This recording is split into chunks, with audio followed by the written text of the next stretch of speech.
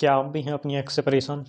आती हैं रात को उसकी यादें, आंखों में आंसू और दिल में जो दर्द उत्पन्न होता है, क्या वो आपको भी होता है? देखो, सब कहते हैं कि एक गई तो दूसरी आ जाएगी ना, एक गई तो दूसरी आ जाएगी। लेकिन पहली वाली को भुलाना बहुत ही मुश्किल होता है, ये चीज़ मैं समझता हूँ और आप भी समझते हो, क्योंकि वो भी आपकी पहली वाली थी, है ना।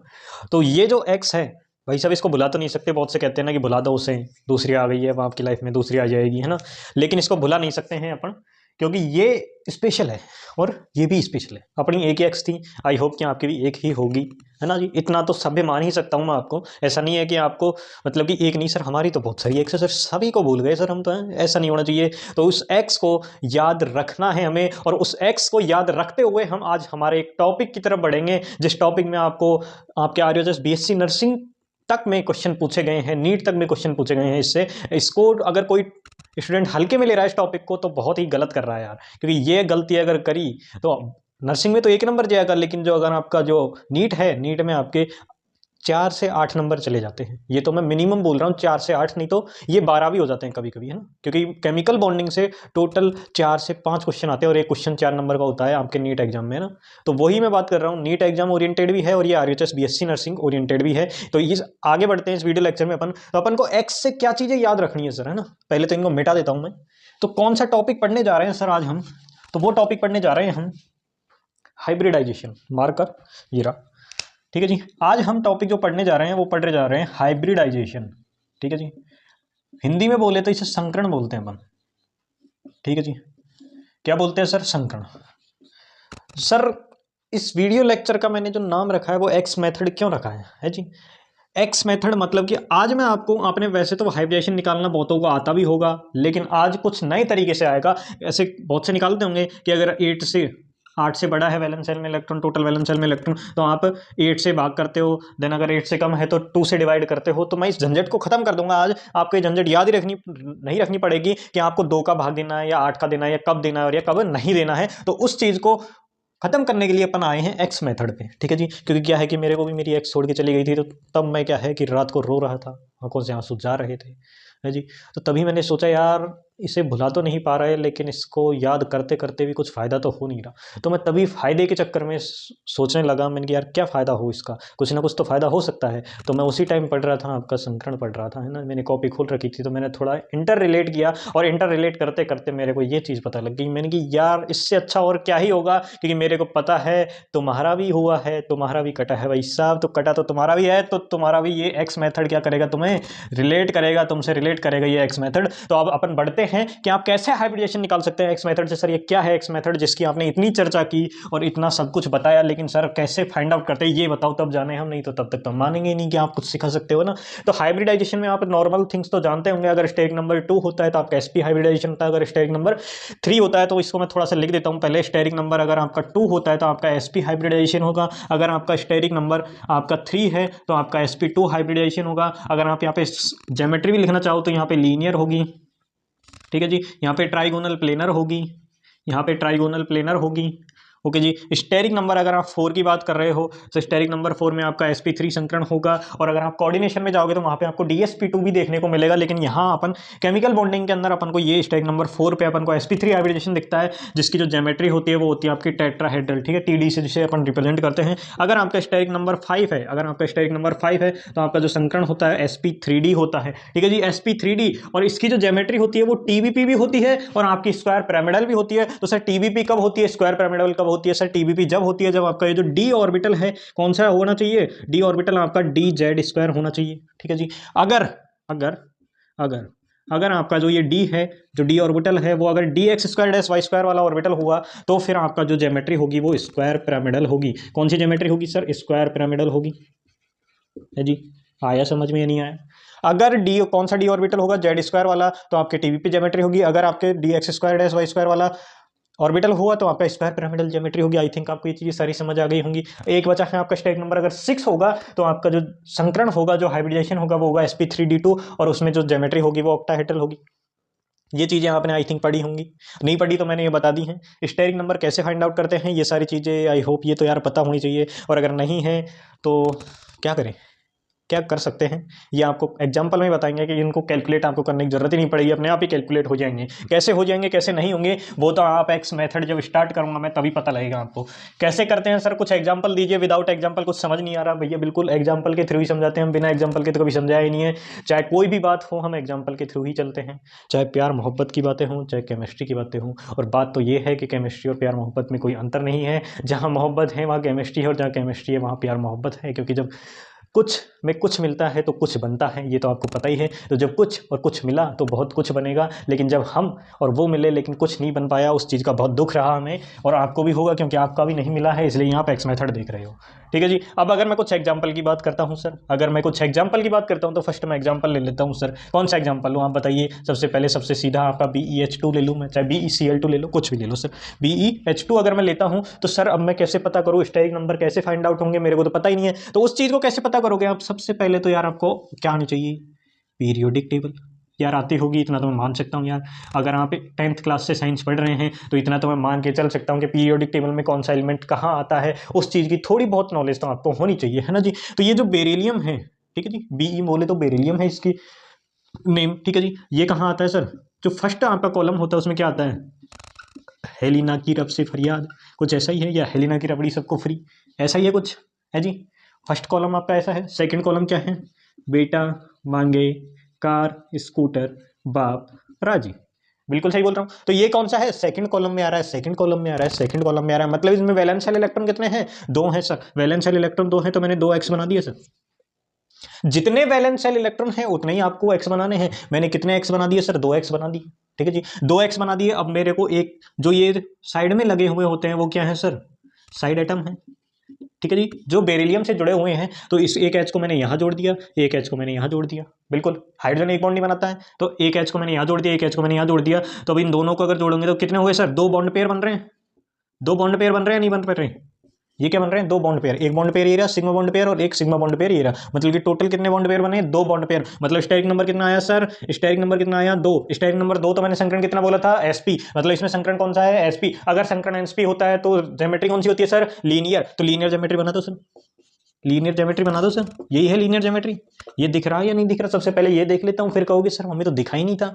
अरे दिख रहा है बिल्कुल, कैसे नहीं दिखेगा, जब हम लिख रहे हैं और आपको ना दिखे। ऐसा हो सकता है बेशक उसने आपको कुछ दिखाया होगा तब, सॉरी ये ज़्यादा हो गया था, है ना, ये ज़्यादा हो गया था, तो इसको थोड़ा कम करेंगे। और आई होप कि ये BeH2 वाला एग्जाम्पल आपके समझ आ गया होगा, आया या नहीं कमेंट में जरूर बताना। उसके बाद अगला एग्जाम्पल आपको ही करना पड़ेगा। कुछ एग्जाम्पल तो आपको ही दूंगा, ऐसे नहीं छोड़ूंगा, जैसे उसने आपका काटा था मैं भी काट के जाऊंगा बड़े बड़े क्वेश्चन देके। आपको पता है कि टीचर क्या करता है कि स्टार्टिंग में बहुत ही सिंपल सिंपल क्वेश्चन कराता है, फिर लास्ट में जाते जाते अगर वो जो हार्ड क्वेश्चन होता है ना सबसे, उसको हमको देके जाता है कि सर इसे आप होमवर्क में करना। भाई साहब इतना गुस्सा आता है टीचर के ऊपर उस टाइम पे कि यार स्टार्टिंग में इसको ही करा देता है, इन छोटे छोटे को तो हम खुद ही कर लेते हैं, लेकिन भैया उसमें कुछ सीखने को होता है, इसलिए वो हम आपको देते हैं ना, गालियाँ मत देना कहीं मैंने कि यार मास्टर खुद ही करा था, है जी, ऐसा नहीं होता। ठीक है, तो ये BeH2 वाला हो गया, ये एग्जाम्पल हो गया आपका। नेक्स्ट एग्जाम्पल देखते हैं, भी दूसरा बन। सर कुछ नहीं करना है, कुछ नहीं करना है। वैलेंस शेल में इलेक्ट्रॉन कैसे पता करते हैं सर, कुछ नहीं करना है। पीरियोडिक टेबल थोड़ा सा ध्यान होनी चाहिए, पूरी मैं बिल्कुल नहीं कह रहा हूँ कि पूरी याद हो, लेकिन हल्की सी याद होनी चाहिए, जिससे आपको पता लग जाएगी कि कौन से एटम में कितने वैलेंस शेल इलेक्ट्रॉन है। सर मैं दूसरा एक एग्जाम्पल ले लूँ सर, NH3 एग्जाम्पल ले लो सर।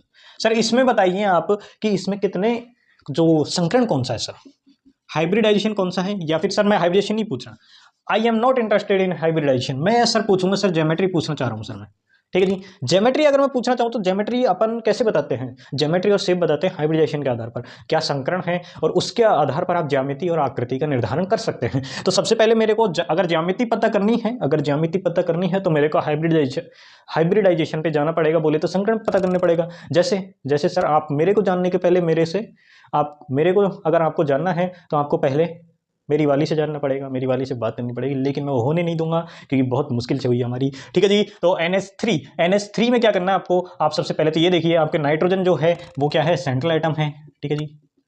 नाइट्रोजन क्या है, सेंट्रल एटम है, और ये जो सेंट्रल एटम है वो ही क्या है सर, उसका वैलेंस शेल में कितने इलेक्ट्रॉन है, वैलेंस शेल इलेक्ट्रॉन है जी। मेरे को ये चीज पता, बताओ जल्दी से, मैं नहीं लिखूंगा तो आप बताओ, वैलेंस शेल में कितने इलेक्ट्रॉन होते हैं नाइट्रोजन के में, पता है किसी को या नहीं पता। ये ऐसे ही बैठे हैं कि सर बस हमको तो एक्स मेथड देखना था, एक्स की याद आ रही थी और ये वीडियो दिखी और हमने देख ली, लेकिन ऐसा नहीं करना है। एक्स की याद आ रही है, आंखों में आंसू आ रहे हैं, लेकिन फिर भी आपको ये वीडियो देखते हुए एक टॉपिक क्लियर करना है, क्योंकि अपना एम क्या है, अपना एम है कोई भी एक टॉपिक आपको क्लियर हो। और उस टॉपिक से रिलेटेड अगर क्वेश्चन आता है एग्जाम्स में तो आपका वो क्वेश्चन आई थिंक मैं जितनी श्योरिटी के साथ कह सकता हूँ, आई होप आप भी उतनी श्योरिटी के साथ कहोगे कि सर वो क्वेश्चन तो गलत नहीं होगा, क्योंकि जब एक्स को याद करते हैं आपने वो क्वेश्चन याद किया है तो जैसे उसे नहीं भूले तो आप इससे भी नहीं भूलोगे, ये मैं गारंटी लेता हूँ। तो वैलेंस शेल में कितने इलेक्ट्रॉन है सर, आपको पता होगा, नहीं पता तो हम बता रहे हैं। Boron, carbon, nitrogen, oxygen, fluorine and neon, ये 13 ग्रुप एलिमेंट हैं। This is 14, this is 15 group element, 16, 17 and 18। ठीक है जी। यहाँ पे देखोगे तो आप ये जो इकाई अंक होता है उसे पकड़ो, ये क्या है 3 आ रहा है यहाँ पे आ रहा है 4 आपका, यहाँ पे आ रहा है 5, यहाँ पे आ रहा है 6, 7 एंड 8। तो आपको दिख रहा है कि जो ये नाइट्रोजन वाला है इसमें कौन सा आ रहा है इकाई अंक 5, तो ये जो इकाई अंक है वो ही क्या है आपका वैलेंस इलेक्ट्रॉन है सर। क्या है सर, वैलेंस इलेक्ट्रॉन है। तो नाइट्रोजन के वैलेंस इलेक्ट्रॉन कितने हो गए 5, तो मेरे को क्या करना है सर, वैलेंस इलेक्ट्रॉन कितने हो गए 5, तो मेरे को 5 एक्स बनाने हैं सर, 3 4 5। और आपको एक्स ऐसे बनाने हैं, ऐसे नहीं बनाने हैं, ऐसे कुछ और हो जाएगा। ठीक है जी, ऐसे ही बनाने हैं, ऐसे ही बनाने हैं, ऐसे ही बनाने हैं। तो ये देखिए भाई साहब, नाइट्रोजन के मैंने वैलेंस इलेक्ट्रॉन कितने हो गए सर 5 होते हैं, तो मैंने 5 एक्स बना लिए। आपको क्या दिख रहा है 3 हाइड्रोजन जुड़ रहे हैं यहाँ पे, तो एक हाइड्रोजन मैंने ये जोड़ दिया, दूसरा हाइड्रोजन ये जोड़ दिया, तीसरा हाइड्रोजन ये जोड़ दिया। अब ये 2 बच गए भाई साहब, 2 क्या करेंगे, 2 बनाएंगे जोड़ा। जब 2 बचते हैं तो क्या बनाते हैं वो जोड़ा, लेकिन तुम्हारा नहीं बना वो एक अलग बात है। और ये क्या बन गया इनका एक जोड़ा, जिसे अपन बोलते हैं लोन पेयर, जिसे क्या बोलते हैं लोन पेयर। ये क्या है यहाँ पे एक लोन पेयर है। ठीक है जी, एक जोड़ा बन गया है यहाँ पे। ठीक है जी, एक जोड़ा बन गया है। तो अब आप देखोगे यहाँ पे स्टेरिक नंबर की अगर हम बात करूँ सर, तो कितना हो गया सर, 3 तो बॉन्ड पेयर हैं, एक सिग्मा बॉन्ड, दूसरा सिग्मा बॉन्ड, तीसरा सिग्मा बॉन्ड, मतलब कि 3 sigma bond plus plus plus plus एक लोन पेयर प्लस एक लोन पेयर। ठीक है जी। तो स्टेरिक नंबर कितना हो गया सर आपका, स्टेरिक नंबर हो गया 4। स्टेरिक नंबर कितना हो गया 4। तो स्टेरिक नंबर अगर 4 होता है आपका तो ज्योमेट्री क्या होगी सर, ये तो आपको पता है, नहीं पता सर, सबसे पहले संकरण का तो पता करें। स्टेरिक नंबर 4 तो आपका संकरण होगा sp3। क्या मैं कुछ गलत कहा, मैंने नहीं कहा ना। तो संकरण कौन सा होगा sp3, और अगर संकरण sp3 होता है तो आपकी ज्योमेट्री क्या होगी सर, ज्योमेट्री क्या होगी सर, टेट्राहेड्रल टेट्राहेड्रल टेट्राहेड्रल। क्या यहाँ पे स्क्वायर पिरामिड, सॉरी, क्या यहाँ पे स्क्वायर प्लेनर होगी, स्क्वायर प्लेनर होगी सर, नहीं होगी। स्क्वायर प्लेनर कहाँ पे होती है, आप कोऑर्डिनेशन में पढ़ोगे, जब कोऑर्डिनेशन कॉम्प्लेक्स पढ़ते हो तो वहाँ पे आपको स्क्वायर प्लेनर देखने को मिलती है। ठीक है जी, यहाँ पे नहीं देखने को मिलेगी। यहाँ पे आपको क्या देखने को मिलेगा, टेट्राहेड्रल बोले चतुष्फलकीय ज्यामितियाँ आपको यहाँ पे देखने को मिलेगी। आई होप कि ये एग्जाम्पल भी क्लियर, क्रिस्टल क्लियर हुआ होगा। अभी थोड़ा सा टफ एग्जाम्पल ले ले है जी, वो है ना, एक क्या बोलते हैं, एक मीम भी चली हुई थी, जूस पिला दो, है जी।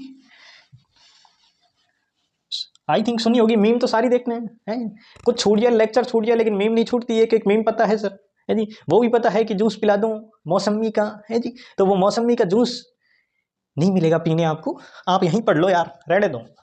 जब हमारे उसमें ही नहीं है भाग्य में, तो आप कैसे पी लोगे मौसमी का जूस, जब हमने ही नहीं पिया तो तुम कैसे पी सकते हो, है ना। तो हाइब्रिडाइजेशन बोले तो संकरण। सर 2 एग्जाम्पल क्रिस्टल क्लियर, अब आप तीसरा एग्जाम्पल करवाइए सर, देखते हैं आपके एग्जाम्पल में कितना है दम। अरे यार कैसी कर दी तुमने बात, एग्जाम्पल क्या, एग्जाम्पल में भी दम है और हम में भी दम है। तो सर अगला एग्जाम्पल ले लिया सर मैंने XgO4।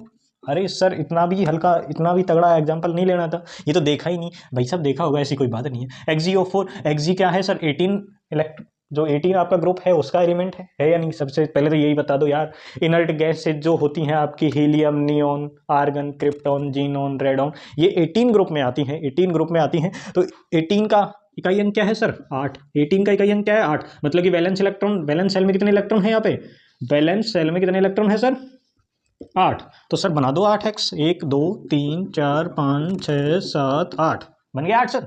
अभी देखो सर ऑक्सीजन क्या होता है, ऑक्सीजन कितने बॉन्ड बनाता है सर, सबसे पहले तो मेरे को यही बता दो, ऑक्सीजन बनाता है आपके 2 बॉन्ड।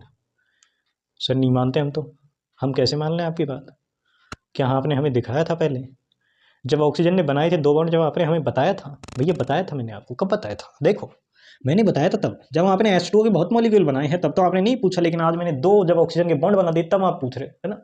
तो यहाँ भी दर्द होता है जब आप यहाँ पूछते हो, और जब आपने पहले पढ़ा था तब वहाँ नहीं पूछा, लेकिन कोई बात नहीं, जब वहाँ नहीं पूछा तो हमें यहाँ पूछा है, तो यह क्रिस्टल क्लियर करेगा ये मास्टर। तो देखो यहाँ पे H2O ऑक्सीजन कितने बॉन्ड बना रहा है सर, एक बॉन्ड ये रहा, दूसरा बॉन्ड ये रहा, कितने बॉन्ड बनाए सर 2। ऑक्सीजन हमेशा कितने बॉन्ड बनाता है 2 बॉन्ड बनाता है, इसलिए यहाँ पे ऑक्सीजन ने कितने, एक ऑक्सीजन ने कितने बॉन्ड बना लिए 2, इधर इस ऑक्सीजन ने भी 2 बॉन्ड बना लिए, इस ऑक्सीजन ने भी 2 बॉन्ड बना लिए, और इस ऑक्सीजन ने भी 2 बॉन्ड बना लिए। सर हो गया कंप्लीट। अब सर कैसे स्टेरिक नंबर निकाले सर, है जी सर, बात तो स्टेरिक नंबर निकालने की है, बात तो स्टेरिक नंबर निकालने की। अगर स्टेरिक नंबर पता लग गया तो हम इजीली पता कर सकते हैं कि हाइब्रिडाइजेशन क्या है, और अगर हाइब्रिडाइजेशन पता लग गया तो सर हम इजीली पता कर सकते हैं कि ज्योमेट्री क्या है। ओके आया समझ में। तो सर बताओ कैसे निकालेंगे अभी इसमें स्टेरिक नंबर। सर मैंने स्टेरिक नंबर कैलकुलेट अगर करते हैं इसका अगर मैं फॉर्मूला लिखूँ प्रॉपर, तो प्रॉपर फॉर्मूला होता है नंबर ऑफ सिग्मा बॉन्ड है, number of sigma bond plus number of lone pair. ठीक है जी, नंबर ऑफ लोन पेयर। तो सर अगर मैं यहाँ पे स्टेरिक नंबर की बात करूँ तो सिग्मा बॉन्ड कितने हैं सर? सर जब भी डबल बॉन्ड का फॉर्मेशन होता है, एक सिग्मा होता है एक पाई होता है। एक सिग्मा है, इसमें एक पाई है, इसमें एक ये सिग्मा है एक पाई है, इनमें एक सिग्मा है एक पाई है, इनमें एक सिग्मा है एक पाई है। क्या पाई है? अभी तक कुछ नहीं पाई है, जो भी है वो खोई है हमने, एक तो खो दी है, पता नहीं कितने खोएंगे, लेकिन कोई बात नहीं, खोआ है तो पाओगे हैं जी, वो है ना सोवत है तो भूल गए भाई साहब, भूल गए क्या था पता नहीं, याद आएगा तब सुनाएंगे हम आपको। तो ये क्या है कि यहाँ पे टोटल जो स्टेरिक नंबर अगर मैं फाइंड आउट करूँ तो वो कैसे फाइंड आउट होंगे सर? क्या इनमें कोई भी नंबर ऑफ लोन पेयर है? कोई एक भी लोन पेयर है? बिल्कुल नहीं है सर, एक भी लोन पेयर नहीं है। तो क्या है sir? Only for sigma bond है। तो नंबर ऑफ सिग्मा बॉन्ड, एक सिग्मा बॉन्ड, दूसरा, तीसरा, चौथा। स्टेरिक नंबर कितना हो गया? 4। सर अगर स्टेरिक नंबर 4 होता है तो आपके पास संकरण आ जाता है सर sp3, और sp3 अगर संकरण है तो सर ज्योमेट्री आ गई टेट्राहेड्रल। अगर मैं बनाना चाहूँ इसे तो ये कुछ इस प्रकार बनेगी भैया, ये कुछ इस प्रकार बनेगी। ठीक है जी, ये है आपकी XgO4 की ज्योमेट्री। समझ आ गया? समझ में आया क्या? समझ में आया क्या? नहीं आया तो फिर से बताएंगे भाई साहब, ऐसा नहीं है कि मना कर देंगे। तो अब कुछ एग्जांपल आपके लिए दे रहे हैं हम, और फिर क्लास को एंड करेंगे, क्योंकि क्लास को ज़्यादा लंबी नहीं किया जाएगा। क्लास को ज़्यादा लंबी करेंगे तो आप बोर हो जाओगे, बीच में बंद करके भाग जाओगे, तो ऐसा हम होने नहीं देंगे। तो ऐसा होने नहीं दोगे तो क्या करोगे मास्टर? हम करेंगे भाई साहब, आपको क्वेश्चन दे देंगे। हम क्या करेंगे? आपको क्वेश्चन दे देंगे, घर के लिए होमवर्क भी देते हैं ना। ये लो भैया, XgO2F2। ठीक है जी, इससे करो आप। एंड सेकंड अगर मैं आपको क्वेश्चन देता हूँ, क्या दो भाई साहब?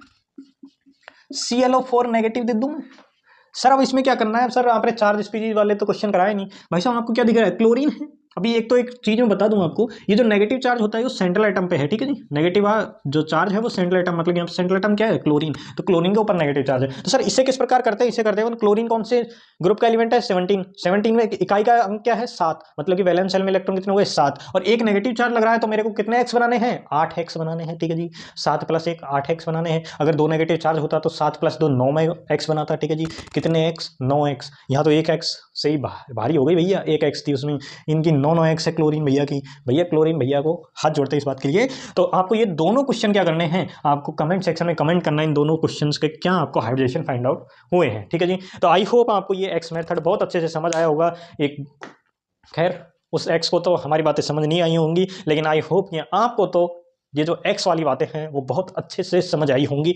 तो आज के वीडियो लेक्चर में बस इतना ही, और बने रहिए हमारे साथ, और आपको ऐसे ही मज़ेदार वीडियोज़ के साथ आपको सारे कंसेप्ट क्लियर किए जाएंगे। क्योंकि हमारा एम ऐसा नहीं है कि जो शार्पर बच्चे हैं, जो इंटेलिजेंट हैं, उनको ही सिखाया जाए। हमारा एम है कि जो दिल जले हैं, खास करके जो जिनका दिल बहुत जला हुआ है मेरी तरह, ठीक है जी, तो उनको समझाना अपना कर्तव्य है, उनको समझाना मेरी पहली प्राथमिकता है। और उस प्राथमिकता को मैं बहुत अच्छी तरीके से निभा रहा हूँ इस एक्स मेथड के द्वारा। और ऐसे ही आपको अगली वीडियोज आएंगी, एक्स मेथड, वाई मेथड है जी, भावी मेथड, जो भी है, जितने मेथड है सारे आपको कराए जाएंगे। तो थैंक यू, धन्यवाद और राम राम भाई।